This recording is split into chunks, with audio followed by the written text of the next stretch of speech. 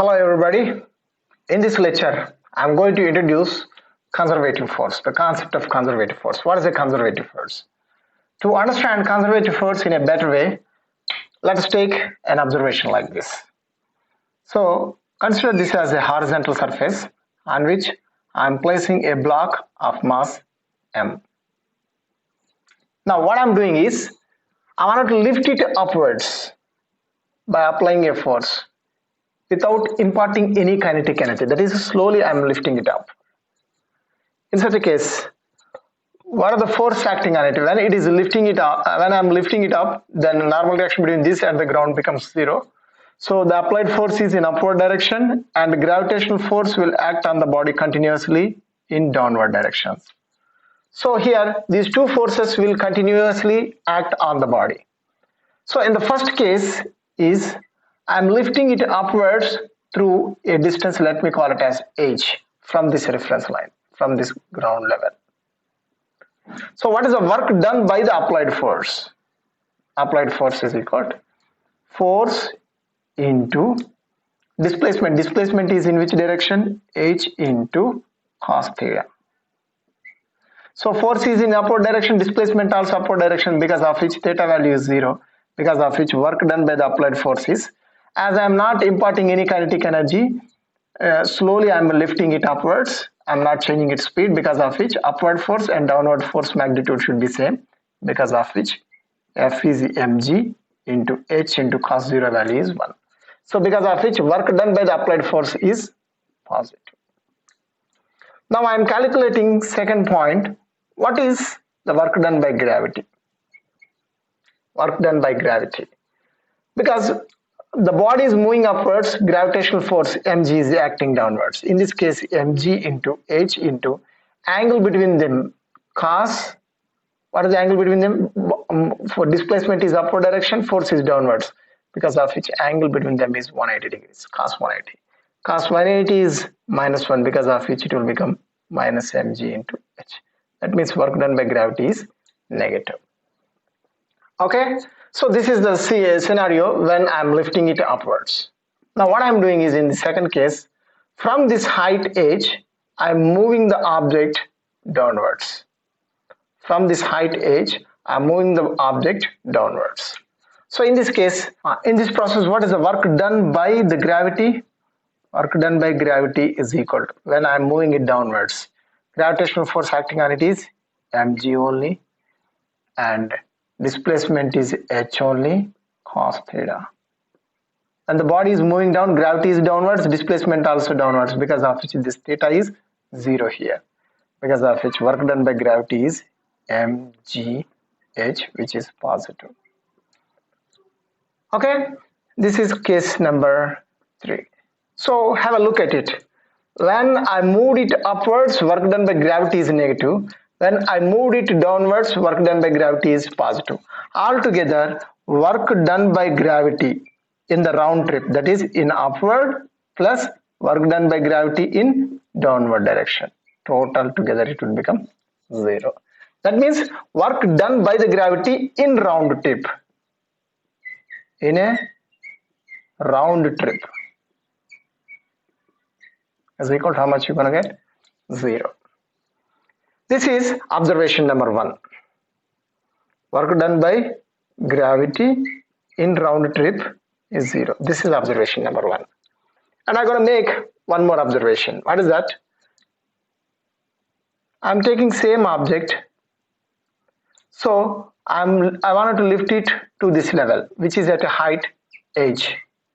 So instead of moving it vertically like this, in the shortest possible path, like this, instead of moving it in the shortest possible like this, okay, what I'm doing is, I wanted to move it diagonally like this.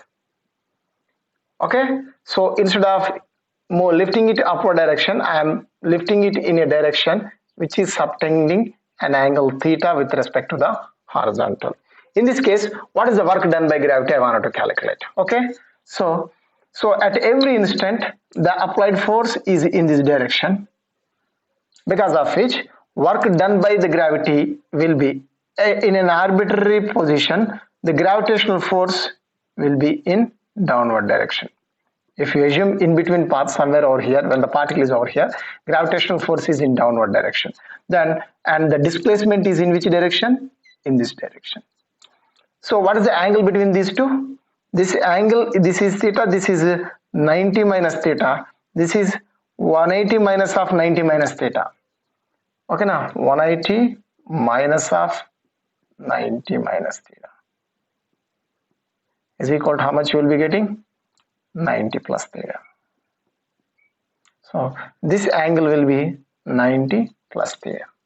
So therefore, work done by gravity in lifting it upwards is given by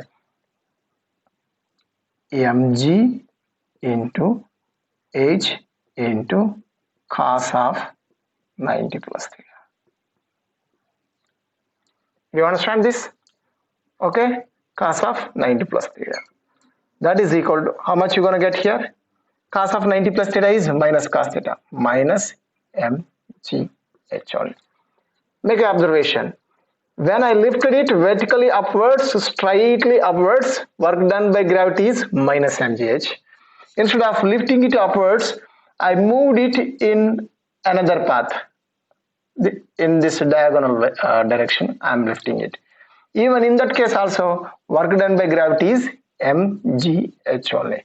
So generalizing this same thing, okay, whether you lift this object in this vertically upward direction or in any arbitrary direction or in any other direction like this, I took this object, I am taking another path like this, I am moving, I am taking it to the heavens, and again I am doing it and I put it in the same position. This is path number 1. Work done by gravity is minus mgh. In path number 2 also, just now I proved it, minus mgh only work done by gravity. And in this path number 3 also, okay, work done by gravity is minus mgh only. Did you understand this? So you may ask me, how sir, you did not prove it without proving anything you are telling me. So for that purpose, what I will do is, assume that this is height h, distance from here to here. Instead of taking to this position, let me call, I took it to a height to h. Initially, I took it to a height h, and again I kept at a height h. Okay. In this case, what is the work done in moving through a height to h? Minus mg into 2h only. And while bringing it back to this position, work done by gravity is how much? mgh only. Altogether, how much you will be getting? Minus 2 mgh. Minus mgh only. So whether you follow this path or this path, took some height and put it here, also same thing is happening, no? Somewhere you are taking and again you are putting it to the same position.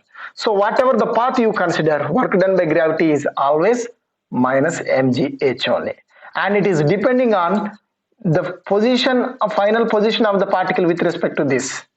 That means through this we can make observation number 2. What is that observation number 2? Work is independent of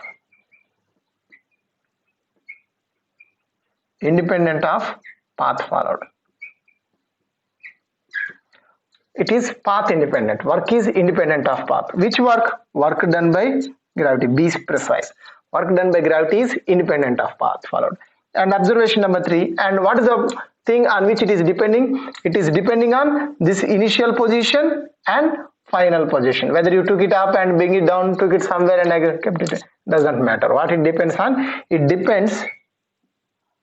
What is it here? Work done by gravity. Depends on initial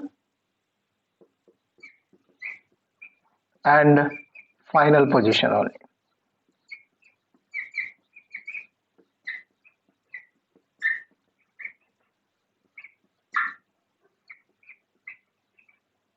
It depends purely on initial and final positions of the body. So these are the 3 features. What is that?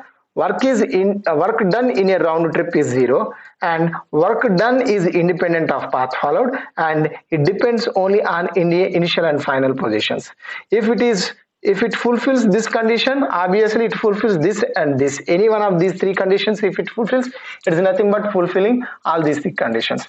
That kind of force is called conservative force. So here gravitational force Fg is conservative.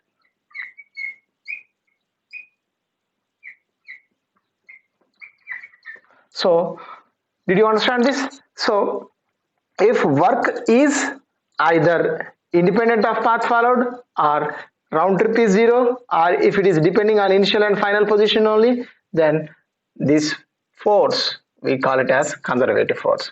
Out of our luck, most of our day-to-day life affairs are due to gravitational force and electromagnetic force and spring forces, like that only.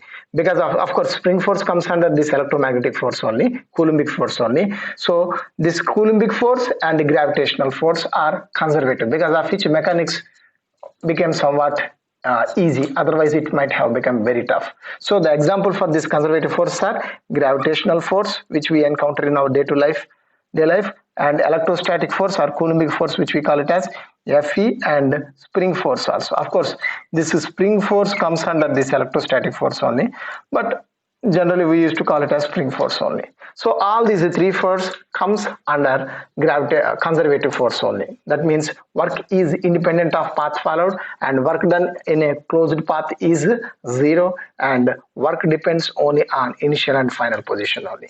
In my previous lecture I showed you how in the case of spring how the work is depending on initial and final position.